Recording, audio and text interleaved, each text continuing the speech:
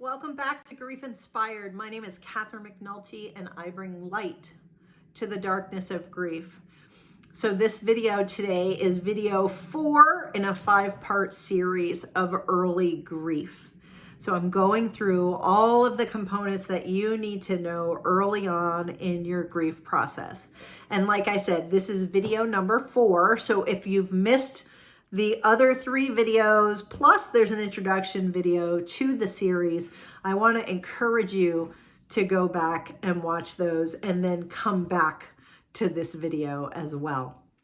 So here we are at video number 4, and I want to talk about the 5 stages of grief.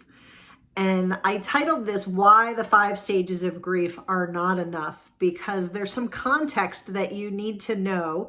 There are some misconceptions about the 5 stages of grief, and I feel like I would be doing you a disservice if I didn't explain the background here when it comes to the 5 stages of grief. So let's talk about them. So first of all, what are the 5 stages of grief? So you may have seen these if you've been doing some research: denial, anger, bargaining, depression, acceptance. Those are the 5 stages of grief. And those are the things that when first time you Google grief, the 5 stages of grief are going to pop up. Here's what you need to know, and the reason why I say the 5 stages of grief are not enough. First of all, the 5 stages of grief were developed by a woman named Elisabeth Kubler Ross. She's very popular in the grief industry, but she created these 5 stages when she was working with people who were dying themselves. These were the processes that they went through, the stages that they went through as they were looking at their own pending death. So first they were in denial, then they were angry that they were dying, then they were bargaining. Well, what if I do this? Maybe I'll live. Then there was depression. Well, there's nothing I can do. I'm just going to die. I'm going to be depressed.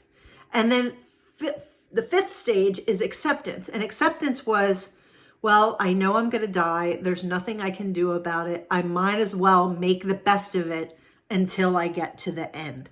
Those were the 5 stages of grief that were developed for people who were going through their own grief process. Now, there are similarities to the grief process that you're experiencing, but I want you to know that it wasn't developed exclusively for that. And so sometimes people get caught up in that.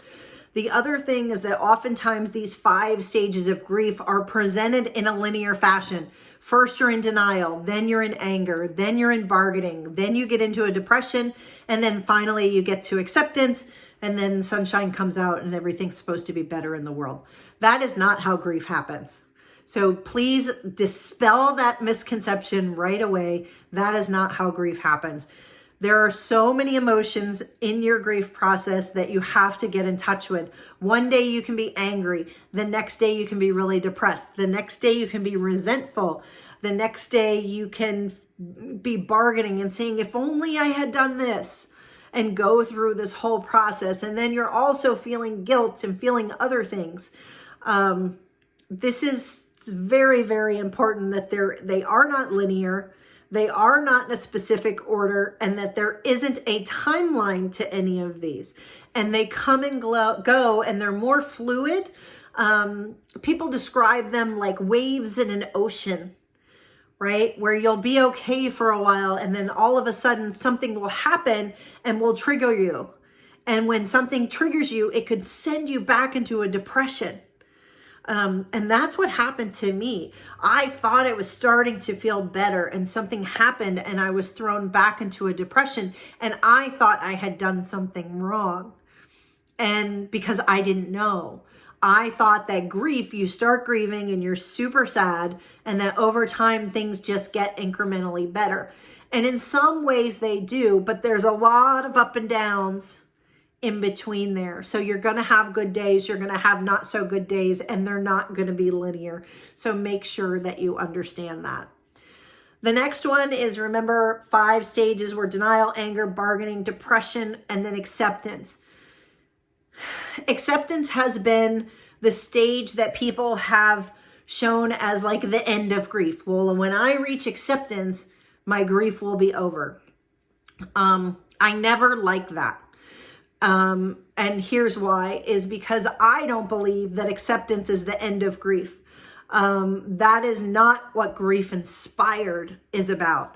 So acceptance is about coming to, in this context, the way they describe it is they talk about acceptance as coming to term with the fact that, yes, your loved one is gone. There isn't anything that you can do about it.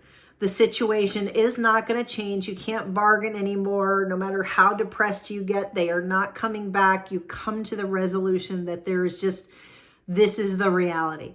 That is acceptance. But to me, that acceptance is just survival and kind of depressing. So when I talk about grief inspired, we're going to talk about more than that. Now, there's another stage that David Kessler, if you know who he is, so you can find him at grief.com. David Kessler worked with Elisabeth Kubler Ross and talks a lot about grief. And he wrote a book that's supposedly the 6th stage of grief, which is finding meaning in loss.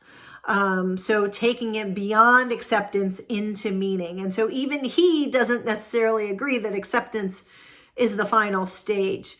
And I would take it one step further. Because you can find meaning out of your loss. But grief inspired is going through the process of journeying all the way through understanding of your grief, who you are as a person in relation to that grief, how you relate to the world in that grief, and then understanding what your loss means for you, finding meaning for yourself. And then one more step is doing something, giving back something into the world to make your own personal life more fulfilling. So for me, in many ways, I do these videos for all of you. I am using my grief experience for all of you. But the reality is that when I help you, I personally am finding more meaning in Jack's life and his death. Jack was my son. And I find fulfillment in being able to use everything that I've learned and give it back to you in a way that's more condensed and consolidated, in a way that teaches you how to get through your own grief more quickly. So for me, that's what grief inspired is. And what I help my coaching clients do is figure out what grief inspired is for them. And it can be very different from different person. But how do you get to the acceptance? How do you find meaning? And then how do you take that meaning and put it into action in a way that serves the world? And I know that that's a lot, right? And if you're in early grief, you're not going to be ready for that. But I just wanted to set the stage and give you the sense that that's where grief inspired aims to go. That's where I want to help all of you get to. I don't want you just to get to acceptance, to just say, okay, this happened and there's nothing I can do about it. And then you try to walk through your day. What I want for all of you is to be able to find meaning in your loss and then finding a way to give back what you've learned. Even if it's just to your family and to your friends and the people that you come in contact with on a daily basis.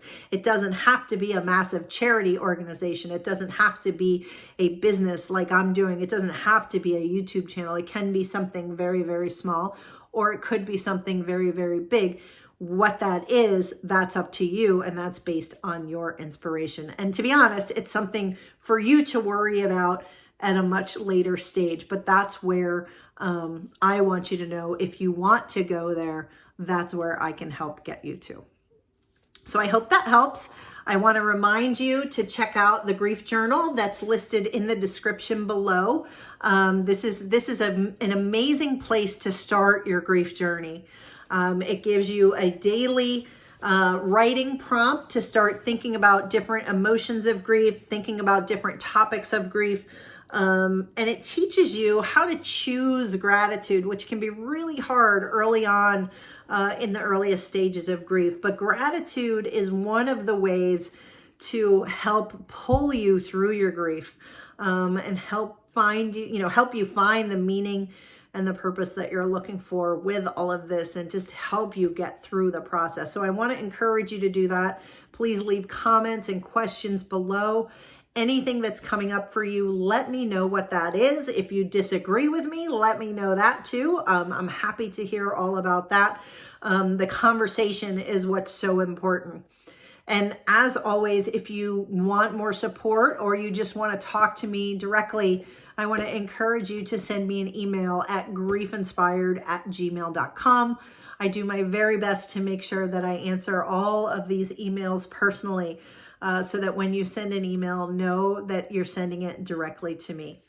So I hope that helps. We have one more video in our 5-part video series of early grief. So I will see you in the next video. Bye for now.